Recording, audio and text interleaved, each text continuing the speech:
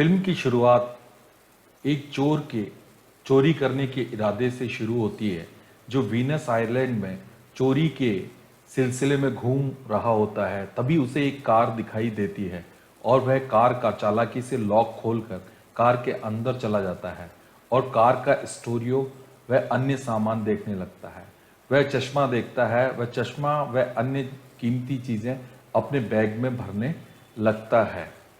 जब सीरो को यह पता लगता है कि कार के दरवाजे ऑटोमेटिक बंद हो गए हैं तो वह घबरा जाता है। वह तेजी से एक लात शीशे पे मारता है, लेकिन कार बुलेट प्रूफ होने के कारण उस पर कोई असर नहीं पड़ता। उसके बाद वह दरवाजे में हाथ देकर उसे खोलने की कोशिश करता है, लेकिन उसके हाथ में चोट लग जाती है। वह काफी घबरा जाता है, निराश हो जाता है। उसके बाद वह बंदूक निकालकर कांच के शीशे पे मारता है, लेकिन गोली रिवर्स होकर उसकी जांघ में लग जाती है, जिसके कारण उसके बहुत दर्द होता है और वह अपनी टी शर्ट से जांघ को दर्द करने के लिए बांध लेता है। वह दर्द से चिल्लाने लगता है। तभी वह एक महिला को देखता है जो कि कार की तरफ आती है और कार के शीशे में देखकर लिपस्टिक लगाने लगती है, लेकिन कार का शीशा एक तरफा होने के कारण दूसरे वाला व्यक्ति उधर नहीं देख सकता है। इस कारण से वह उस लड़की से मदद के लिए चिल्लाता है, लेकिन वह उसकी मदद नहीं करती है। इसके बाद वह अपना मोबाइल फोन उठाता है और अपनी वाइफ को फोन लगाता है, लेकिन बैटरी लो हो जाने के कारण वह ऐसा नहीं कर पाता। वह कार में तड़पने लगता है। उसके बाद थोड़ी पेप्सी पीता है। इसके बाद वह कार का स्टीरियो फिट कर देता है और अपनी पसंद का म्यूजिक सुनने लगता है। इसके बाद वह थोड़ा रिलैक्स होता है और वह थोड़ी और पेप्सी पीता है। कार में ड्यू आ जाने के कारण वह ओस को जीभ से चाटने लगता है तथा वह स्टूडियो में वापस से गाना लगाता है और रिलैक्स हो जाता है। उसे काफी अच्छा लगता है। इसके बाद से वह वापस चिंतित हो जाता है और पीछे के दरवाजे की तरफ जाता है और दरवाजे को फिर से तोड़ने लगता है, लेकिन वह ऐसा नहीं कर पाता। तभी वहां पर डॉक्टर एनरिक का फोन आता है, जो इस कार का ऑनर होता है। वह कहता है कि मैं कार का ऑनर हूं और मुझे पता है कि तुम कार में बंद हो, लेकिन तुम इस कार से नहीं निकल सकते हो क्योंकि यह कार साउंड प्रूफ है और साथ ही बुलेट प्रूफ है। इसलिए जब मैं चाहूंगा तभी तुम इस कार से निकल पाओगे।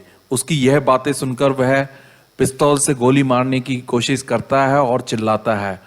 तब एनरिक कहता है, तुम चाहे जो कर लो, लेकिन तुम कार से बाहर नहीं निकल सकते।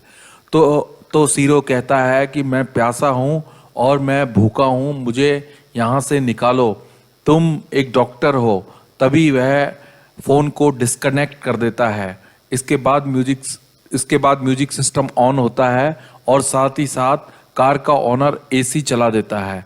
अब सीरो ठंड के कारण बुरी तरह से तड़पने लगता है। डॉक्टर एनरिक का फोन आता है और वह सीरो से एक सवाल पूछता है कि यदि तुम्हारा बेटा चोर हो तो तुम क्या करोगे। तो सीरो कहता है कि मैं उसके पास पुलिस के पास ले जाऊंगा, लेकिन डॉक्टर एनरिक कहता है यह तुम्हारा गलत जवाब है। इसलिए वह उसको पानी नहीं देता है।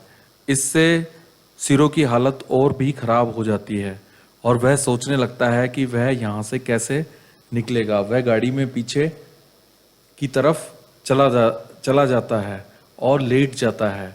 इसके बाद भी डॉक्टर एनरिक का फ़ोन चालू रहता है और वह उससे बातें करता रहता है। इसके बाद एक पुलिस की गाड़ी रुकती है। उसमें से एक पुलिस कांस्टेबल बाहर आता है और बाहर आने के बाद वह गाड़ी को देखता है। सीरो मदद के लिए पुलिस वाले से गुहार लगाता है, लेकिन पुलिस वाला गाड़ी पर चालान लगाकर चला जाता है। अब सीरो की हालत बहुत ही खराब हो चुकी थी और वह मन ही मन काफ़ी तड़प रहा था।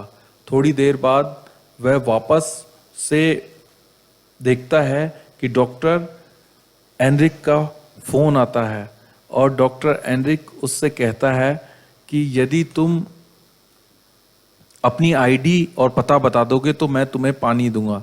सीरो अपनी आईडी और पता बता देता है तो डॉक्टर एनरिक उसे पानी दे देता है।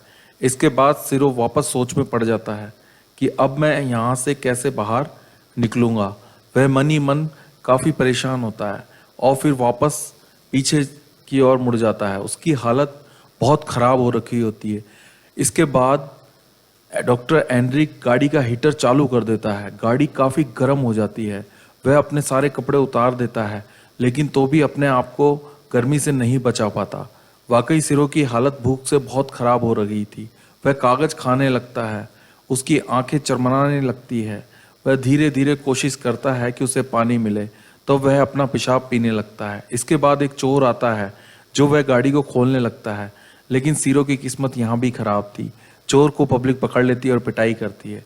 इसके बाद वापस डॉक्टर एनरिक का फोन आता है और वो कहता है कि मैं तुम्हारी फैमिली से मिला और मैंने उसको $1,00,000 दिए हैं, और वह खुश हो जाता है और उसे खाने को चॉकलेट देता है।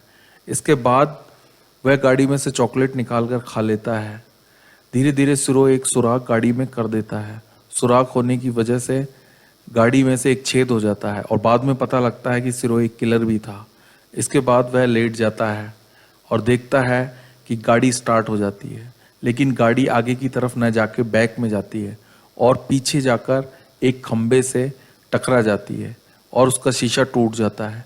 इसके बाद सिरो गाड़ी से बाहर निकल जाता है और एक शॉप पर जाता है और वहाँ पे पाव खाता है। तभी वेटर उससे पैसे मांगता है, तो वह गन से वेटर को गोली मार देता है और वेटर की मृत्यु हो जाती है। इसके बाद सिरो देखता है कि यह तो सपना था जो कि उसने देखा था। वह मन ही मन काफ़ी परेशान हो जाता है। अब वापस से डॉक्टर एनरिक का फ़ोन आता है और वह गाड़ी में आ जाता है। पहले वह गाड़ी में स्प्रे करता है और उसके बाद ही डॉक्टर एनरिक के पास कोई फ़ोन आ जाता है, तो वह सिरो उसको गोली मार देता है और गाड़ी से बाहर आ जाता है। तभी एनरिक पलटकर उसे पकड़ लेता है, क्योंकि सिरो की हालत बहुत ख़राब हो चुकी होती है। वह उसे खींचकर वापस गाड़ी में लेके जाने वाला होता है। तभी पुलिस आ जाती है।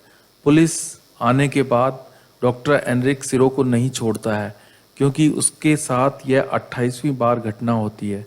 वह गन सिरो के ऊपर लगा देता है, लेकिन पुलिस कहती है तुम उसे छोड़ो, आखिर वह भी एक इंसान है, तुम इसे नहीं मार सकते। इसके बाद सिरो काफ़ी नाराज हो जाता है।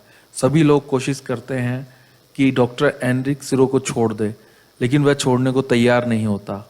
आखिरकार उसको यह समझ में आ जाता है कि सभी लोग उसका फेवर नहीं कर रहे हैं, तो वह सिरो को छोड़ देता है और गाड़ी में जाकर बैठ जाता है। तभी सिरो को पुलिस पकड़ लेती है। जब डॉक्टर एनरिक गाड़ी में बैठता है तो गाड़ी धमाके से फट जाती है और डॉक्टर एनरिक की डेथ हो जाती है। थोड़े दिनों में सिरो जेल से छूट जाता है। अब यहाँ पर डॉक्टर एनरिक अपने आप को केवल इसलिए मार लेता है क्योंकि उसकी बात किसी ने नहीं सुनी, जबकि वह दोषी नहीं था। इस तरह फिल्म समाप्त हो जाती है।